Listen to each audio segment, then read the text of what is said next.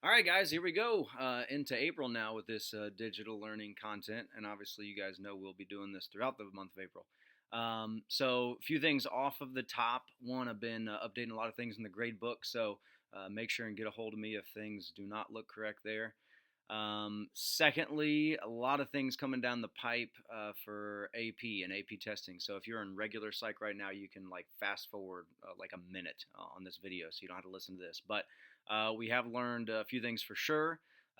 There will be exams. They will be at home. They will be online. They will be open note, open book, open internet. There will be no multiple choice questions, only free response questions. The test will be 45 minutes. So there's a lot of unknown too. We don't know when this test will be yet. Seems like we'll get some information about that this week. But it looks like maybe early May at the earliest, and then late May at the latest. I hope. There was some conversation about pushing it into June. I hope that doesn't happen. And the other thing that they gave to us that is really important for our conversations today is they said that they are only going to test over the first, basically 75% of the course. So what I did starting with digital learning days is I started fast forwarding and going into mental disorders, and that is not going to be tested over. So we're taking a hop, skip, and a jump back, and we are going to talk about personality today. We're going to talk about defense mechanisms. Going to talk about Freud, actually. Um, it's not Friday, and look, we're not even in class. I wish we were, but we're not in class, so don't even get me started on any like no homework, no Freud Friday stuff. So, but yeah, that's kind of where we're at right now. So I'm going to be talking about defense mechanisms today. For your assignment today, you guys will have a little matching set. We're going to go over like 8 or 9 defense mechanisms, and you guys are going to basically match them up to scenarios like what defense mechanism is this person using in this situation. So that's kind of the main course of business today. But yeah, more information about that AP test coming, and as soon as I know about it, I will give it to you guys. So if you want to follow me on Twitter, right there at Turner613. As soon as I know stuff, I'll probably post it out to you guys that way. So so let's go ahead and get started with our lesson for today, which is, like I said, all about defense mechanisms. And this is very Freudian stuff. So everything that we talk about today is going to be Freud based. Okay. So remember, what does that mean? That means a lot of unconscious mind. That means a lot of sexual and aggressive desires, and basically how we cope with those desires. So basically, what these defense mechanisms are how we rationalize to ourselves or how we cope with some of these things that are coming up in our everyday life. And mostly sex and aggression based stuff. So these are commonly referred to as defense mechanisms. First one we're going to talk about is repression, and this is one that we've actually talked about before. I talked a little bit about this in the memory unit, but it banishes anxiety outside of your conscious awareness. So any anxiety arousing thoughts, anything that's too traumatic, anything that's too painful, anything that brings up too much stress, you just banish that memory to an unconscious place, so you won't not be able to consciously recollect these memories. So, there's been a lot of debate with all these defense mechanisms, but repression is one of the most debated because, you ask people about some things that have happened in their past that were painful or traumatic, and they do seem to remember some of them sometimes. Sometimes they remember them very vividly. So repression is one that is, debated a lot. Do people really repress memories? But Freud mentioned this as a defense mechanism where you repress things outside of your conscious mind because they're too traumatic for you to deal with.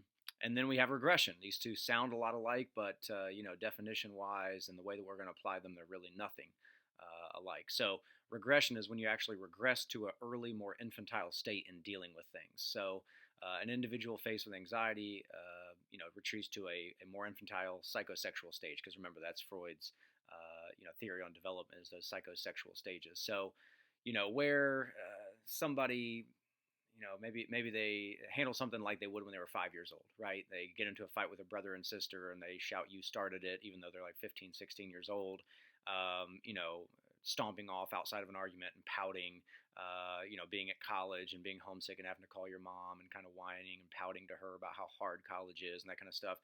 those would be viewed as maybe regression type defense mechanisms where we retreat to that more infantile stage of dealing with things. Reaction formation, I want you to look at one word right here, and it is this one right here, opposite. Okay, people may express the feelings that are the exact opposite of their anxiety arousing unconscious feelings. So Freud got very specific with this one, calling out specific groups of people, maybe even sometimes these people who will champion certain causes, right? Like they'll champion trying to get rid of porn off the internet, or they'll try to champion sexual abuse. And Freud would say that may actually be them coping using a defense mechanism because they have these unconscious feelings where they want to watch porn, and they have these sexual feelings that they can't really cope with, and they cope with it by just swinging 180 degrees in the opposite direction. So the big word I want you to remember here is opposite. Somebody who acts the exact opposite of their true, in Freud's mind, true anxiety arousing sexual aggressive feelings. Okay. Displacement shifts sexual aggressive urges onto another less threatening or more acceptable target. That's kind of the big thing here. So, what is displacement going to look like? Well, displacement could look like, you getting in trouble with your parents, right? And if you get into an argument with parents, you usually don't go hard back at your parents, because if you get into an argument and you go hard back at your parents, you're going to get punished, right? So where do you take this aggressive urge out? A more acceptable or less threatening target. So maybe you take it out on your brother or sister, right? Or if you don't have a brother or sister, maybe you take it out on the dog. You kick the dog or something. I know you animal people are getting really upset with me right now, but they take it out on a less threatening target.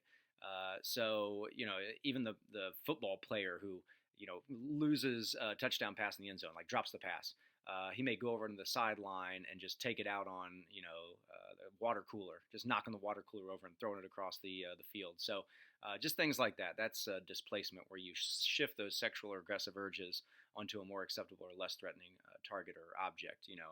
We do this a lot with anger. You see this almost every day. People displacing their anger onto less threatening targets. If somebody gets into a quarrel with their boss or their higher up, their manager, right? They don't take it out on the manager because the manager rules over them. Basically, they have power over them, so they take it out on a coworker, or they take it out on a colleague, something like that. So, I want to show you a quick video here, and let's just say that this person has been wronged. Okay, let's say that there was maybe a small little, I don't know, traffic accident or something that happened, and it maybe was the person's driving's fault, and there was really nothing that they could do about it. And see if you can identify what defense mechanism is being shown right here. Well, guess what? Now this is happening. Excuse me. Excuse me. What are you doing?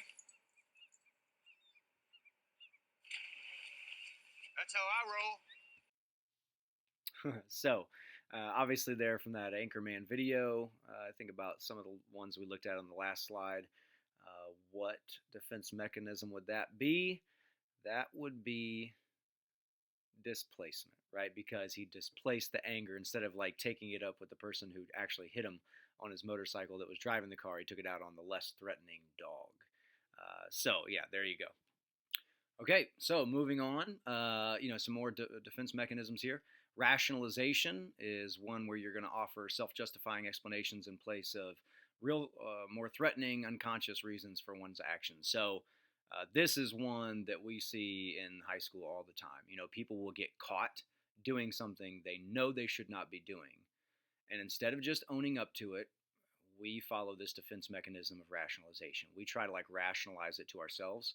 We try to rationalize it to others. We try to offer up these self-justifying. A lot of times we'll act like we're really intelligent, trying to explain something to rationalize our behavior.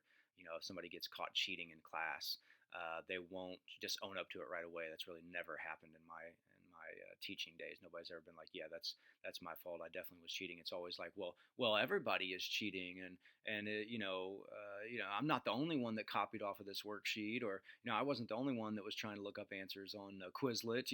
Everybody is doing it. That's rationalization. That is self-justifying explanations in place of the more real, threatening, unconscious reasons for your actions. Maybe some inadequacies or something.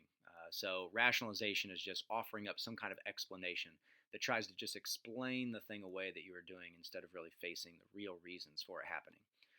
Sublimation. Hey, here's another term we've came across before. We talked about this in Unit 9, Developmental Psychology, during the psychosexual stages with Freud. So, sublimation is when people rechannel their unacceptable impulses into socially approved activities. So, once again, we're talking about Freud here, so we're talking about a lot of sex, a lot of aggression. So, let's use an aggressive example first. An aggressive example would be somebody who is, school age. Let's say they're like fifth, sixth grade, and we know we can't just go around and like beat up kids, on the playground. Bullies do that, but they're going to get in trouble. So a lot of times, instead of somebody bullying or hitting somebody in class, they will go out for an aggressive sport, right? Because that's an acceptable way to show those aggressive urges. So nobody really turns an eye to somebody who is playing football and hitting hard. That's actually encouraged, right? Nobody's saying anything about that person who is wrestling and really going after it in an aggressive way. That's acceptable, right? So sublimation is really rechanneling those unacceptable impulses into socially approved activities. Another example for you would be the sexual one, right? It's not okay to mention sex and bring up sex all the time. But like people may look at careers in fields of like photography where they can like maybe photograph things that are like borderline, like bikini issues of calendars or something, and that's like it's a job and it's art, right? So people will follow those acceptable ways of following those unacceptable impulses. Projection. This is one that often gets mixed up with displacement, so be careful with this one. Remember, displacement is when you take it out on a less threatening object or person, right? Projection is when I am feeling something and I project it and say somebody else is feeling that way, not me, right? To protect myself. So, maybe somebody who's kind of disgruntled as a worker and they will talk about somebody else, like a coworker hating the boss, right? When it's actually them that hates the boss. So they'll spread this drama and stuff around the workplace or whatever, or even in school this happens, right? Like a kid has a problem with a certain teacher and he'll say like, oh, so-and-so really doesn't like that teacher, doesn't think they can teach very well, and use that person, often somebody that is disconnected from them, to say that they're the ones truly feeling that way when it's actually coming from them. So projecting your own views and urges onto somebody else, just attributing them to other people. And then finally, denial is a psychoanalytic defense mechanism by which people refuse to believe or even perceive painful realities. So I think we all know what denial means. Denial is a very powerful defense mechanism. You think about people that are diagnosed with really threatening illnesses, people who are at the end of their life. Sometimes they approach that entire time with denial. They just don't believe it's happening to them. They just refuse to believe in these realities that would be probably too painful to realize or too painful to deal with. So they just don't deal with it. And the defense mechanism they follow is denial. And I mean, I'm sure, once we've talked about all these right now, right, you can think of people and the defense mechanism that is kind of their go-to, right? Like there's a lot of people that have go-to defense mechanisms where they handle certain things in a certain way. I know a lot of people that rationalize their behavior all the time. You guys may know somebody who is in denial about something that's happened to them or something that they're going through. So, we all use these. They're very visible in everyday life. One thing that we would do if we were in class right now is I would show you guys a lot of clips from different movies showing these different defense mechanisms because they're everywhere. They're everywhere in movies and shows, Netflix series. They're everywhere. So I want to give you guys one more example here. So take a look at this video here. And just think about maybe what defense mechanism on the last slide this is showing right here.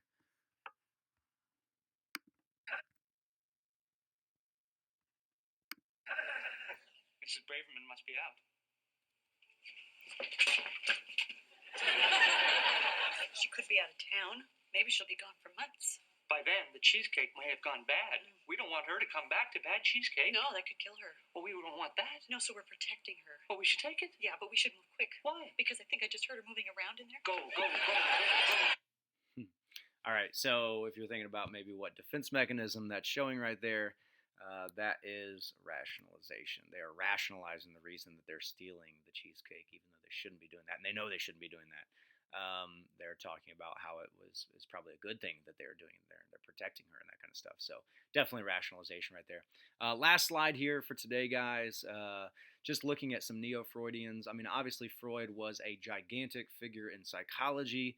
There's nobody like him. There's nobody that is as well known as him. The name recognition alone is huge, but he spurred a lot of people that followed in his footsteps. Now, most of these people do have major differences from Freud, and a lot of them have to do with what is that unconscious mind made up of. Because remember, Freud thought it was this reservoir of ugliness, unacceptable desires, sexual feelings, selfish feelings, all this kind of stuff. So, first one, Alfred Adler and the inferiority complex. That's what he thought kind of drove the unconscious mind, was this inferiority complex, that we are not the people that we project out to the public eye, that we are constantly questioning ourselves. I mean, I really, really like this theory, because there's so many things that you can see in your own life that is true here. There's so many times in our life where we feel inadequate, where we feel inferior, we feel like we're not the student that we try to portray to our teachers. We're not the athlete that we try to portray that we are to our coaches. A lot of times we have that self-doubt that kind of creeps in.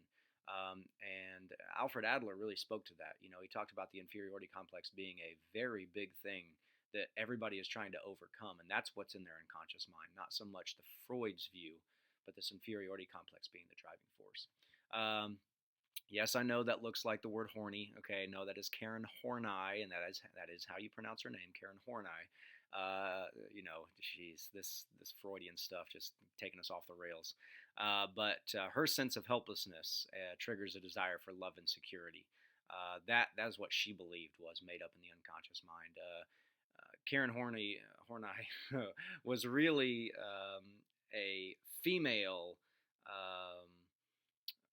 opponent of Freud, right? Like, Freud made everything about the male, right? He had the Oedipus complex. Well, Karen Horney is the one that comes up with the Electra complex, basically saying that the same thing happens with girls, even though Freud didn't really mention that.